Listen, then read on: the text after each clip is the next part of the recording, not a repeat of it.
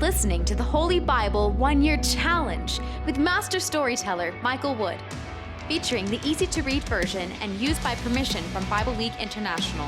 Enjoy the show! Hello everyone, welcome to day 143. We're continuing in the book of 1 Samuel. Saul is serving his term as king of Israel, and he's fighting the Philistines. A lot of them.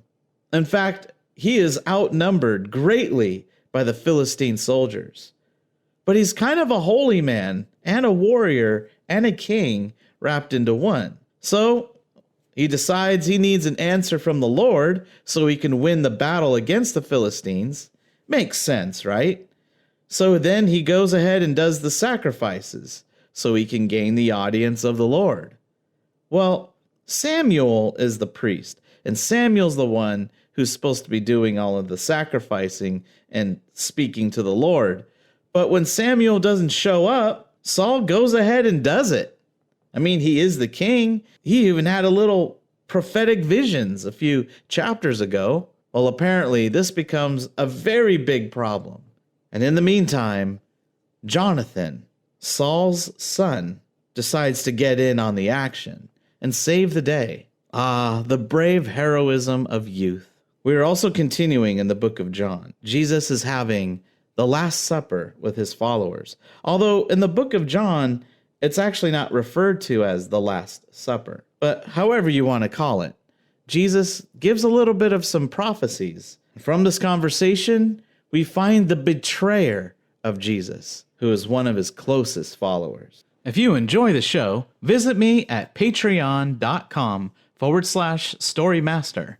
You'll find the link in the description box below. By contributing as little as $1 per month, you will enable me to continue this ministry, and you'll get cool rewards too. Together, we're going to get through the Bible in 1 year. Let's get started. 1 Samuel chapter 13. Saul causes trouble for Israel. Saul was 30 years old when he became king. He ruled over Israel 42 years. Saul chose 3,000 men from Israel. There were 2,000 men who stayed with him at Michmash in the hill country of Bethel. There were 1,000 men who stayed with Jonathan at Gibeah in Benjamin. Saul sent the other men in the army back home. Jonathan defeated the Philistines at their camp in Geba. The other Philistines heard about this. They said, "The Hebrews have rebelled." Saul said, "Let the Hebrew people hear what has happened." So Saul told the men to blow trumpets through all the land of Israel. All the Israelites heard this news. "Saul has killed the Philistine leader! Now the Philistines will really hate the Israelites." So the Israelites were called to join Saul at Gilgal. The Philistines gathered to fight Israel. They camped at Michmash, east of Bethaven. They had 3,000 chariots and 6,000 horses to pull them. They had more soldiers than there are grains of sand on the seashore. The Israelites saw that they were in trouble, so they ran away to hide in caves and cracks in the rock. They hid among the rocks and wells and in other holes in the ground. Some Hebrews even went across the Jordan River to the land of Gad and Gilead. Saul was still at Gilgal, and all the men in his army were shaking with fear. Samuel said he would meet Saul at Gilgal. Saul waited there 7 days. But when Samuel had not yet come to Gilgal, the soldiers began to leave Saul. So Saul said, "Bring me the burnt offerings and the fellowship offerings." Then he offered the burnt offering. As soon as Saul finished offering that sacrifice, Samuel arrived. Saul went out to meet him. Samuel asked, "What have you done?" Saul answered, "I saw the soldiers leaving me. You were not here on time, and the Philistines were gathering at Michmash. I thought to myself, the Philistines will come here and attack me at Gilgal, and I haven't asked the Lord to help us yet. So I felt that I had to offer the burnt offering." Samuel said to Saul, You did a foolish thing. You did not obey the Lord your God. If you had done what he commanded, he would have let your family rule Israel forever. But now, your kingdom will not continue. The Lord has found a man who wants to obey him. He has chosen him to be the new leader of his people because you did not obey the Lord's command. Then Samuel left Gilgal. Saul and the rest of his army left Gilgal and went to Gibeah in Benjamin. Saul counted the men who were still with him. There were about 600. Saul, his son Jonathan, and the soldiers went to Geba in Benjamin. The Philistines were camped at Michmash, so their best soldiers began the attack. The Philistine army split into 3 groups. One group went north on the road to Ophrah near Shaul. The second group went southeast on the road to Beth Horon. And the third group went east on the road to the border. That road looks over the valley of Zeboim towards the desert. At this time, there were no blacksmiths in Israel. The Philistines would not allow them because they were afraid the Israelites would make iron swords and spears. Only the Philistines could sharpen iron tools. So if the Israelites needed to sharpen their plows, hoes, axes, or sickles, they had to go to the Philistines. The Philistine blacksmiths charged 8 grams of silver for sharpening plows and hoes, and 4 grams of silver for sharpening picks, axes, and the iron tip on ox goads. So on the day of battle, none of the Israelite soldiers with Saul had iron swords or spears. Only Saul and his son Jonathan had such weapons. A group of Philistine soldiers guarded the mountain pass at Michmash. 1 Samuel chapter 14, verses 1 to 23. That day, Saul's son Jonathan was talking with a young man who carried his weapons. Jonathan said, "Let's go to the Philistine camp on the other side of the valley." But Jonathan did not tell his father. Saul was sitting under a pomegranate tree at the threshing floor at the edge of the hill. Saul had about 600 men with him. One of the men was named Ahijah. Ahijah was the son of Ichabod's brother, Ahitub. Ahitub was the son of Phinehas. Phinehas was the son of Eli. Eli had been the Lord's priest at Shiloh. Now Ahijah was the priest who wore the ephod. These men did not know that Jonathan had left. Jonathan was planning to go through a pass to get to the Philistine camp. There was a large rock on each side of the pass. The large rock on one side was named Bozez. The large rock on the other side was named Seneh. One of the rocks faced north towards Michmash, and the other faced south towards Geba.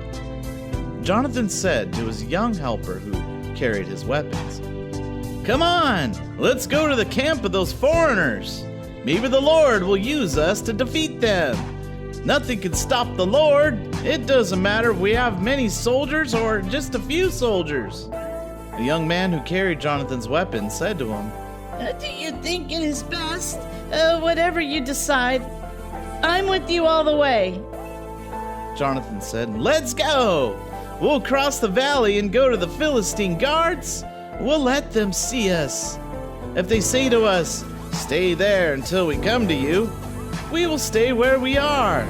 We won't go up to them. But if the Philistine men say, 'Come up here,' then we will climb up to them. That will be a sign from God. That will mean that the Lord will allow us to defeat them." So Jonathan and his helper let the Philistines see them. The Philistine guard said, Look, the Hebrews are coming out of the holes they were hiding in. The Philistines in the fortress shouted to Jonathan and his helper, Come up here. We'll teach you a lesson.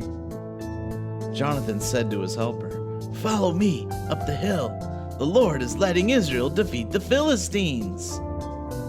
So Jonathan climbed up the hill with his hands and feet, and his helper was right behind him. Jonathan and his helper attacked them. In the first attack, they killed 20 Philistines in an area about 1/4 of a hectare in size. Jonathan fought the men who attacked from the front. His helper came behind him and killed the men who were only wounded. Great fear spread among the Philistine soldiers, those in the field and in the camp and at the fortress. Even the bravest soldiers were afraid.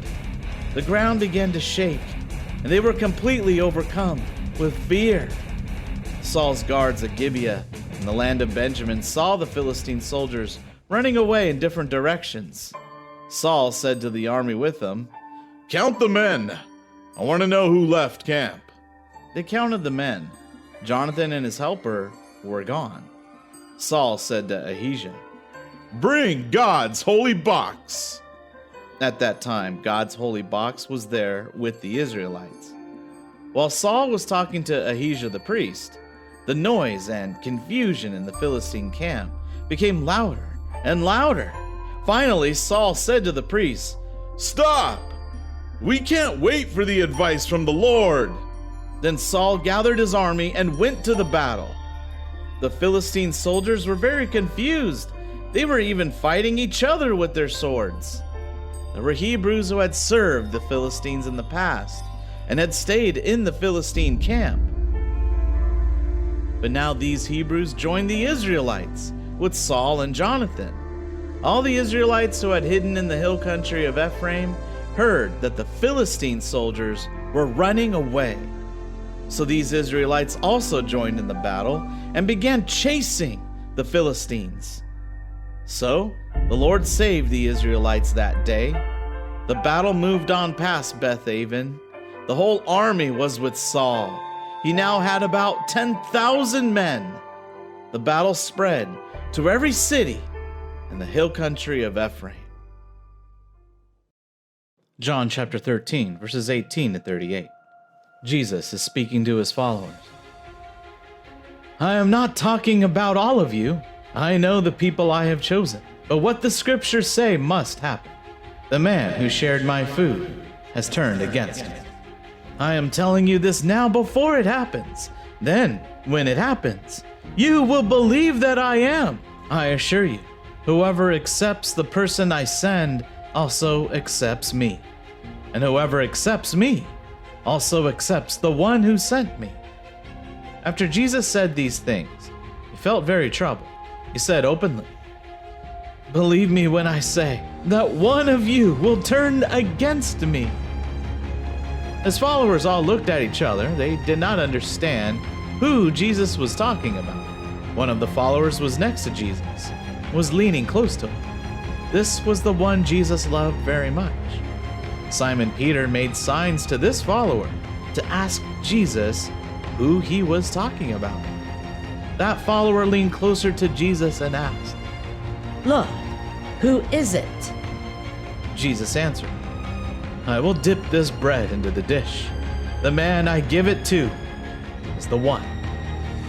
So Jesus took a piece of bread, dipped it, and gave it to Judas, son of Simon Iscariot. When Judas took the bread, Satan entered him. Jesus said to Judas, What you will do, do it quickly. No one at the table understood why Jesus said this to Judas. Since Judas was the one in charge of the money, some of them thought that Jesus meant for him to go and buy some things they needed for the feast. Or they thought that Jesus wanted him to go and give something to the poor. Judas ate the bread Jesus gave him, and he immediately went out. It was night. When Judas was gone, Jesus said, Now is the time for the Son of Man to receive his glory, and God will receive glory through him. If God receives glory through him, he will give glory to the Son of Man through himself, and that will happen very soon.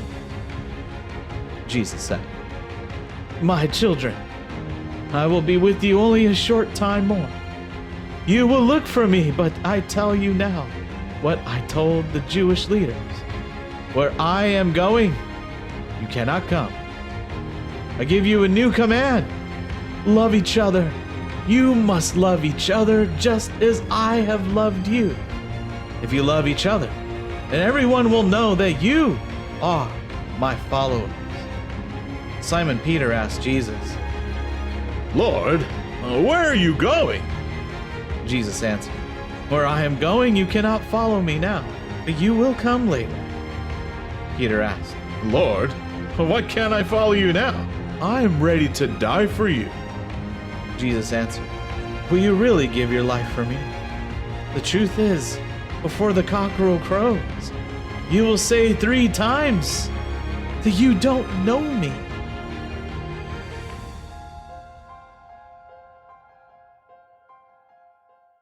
Psalms chapter 66, verses 13 to 20. When I was in trouble, I asked for help, and I made promises to you. So now, I bring sacrifices to your temple. I am giving you what I promised. I bring my best sheep as burnt offerings. I offer the smoke from them up to you. I give you sacrifices of bulls and goats. Salah. All you people who worship God, come and I will tell you what he has done for me. I cried out to him for help, and I praised him. If I had been hiding sin in my heart, the Lord would not have listened to me. But God did listen to me. He heard my prayer. Praise God. He did not turn away from me. He listened to my prayer. He continues to show his love to me.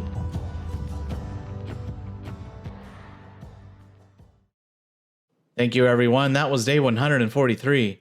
Join us for day 144. We're continuing in 1 Samuel. Saul makes a careless mistake. He makes an oath to the Lord, not really knowing what's going to happen in the future. And when he has to hold to that promise, he is faced with great opposition, because it may cost Jonathan his life. And of course, there are more battles, this time with the Amalekites. And in the book of John, Jesus has laid some heavy teachings on his followers, and he takes some time out to comfort them. And he promises them something amazing is coming. It's called the Holy Spirit. We hope you enjoyed today's verses. Be sure to leave us a positive review and to share this podcast with your friends and family. Please join us for the next episode as we experience the Bible in 1 year.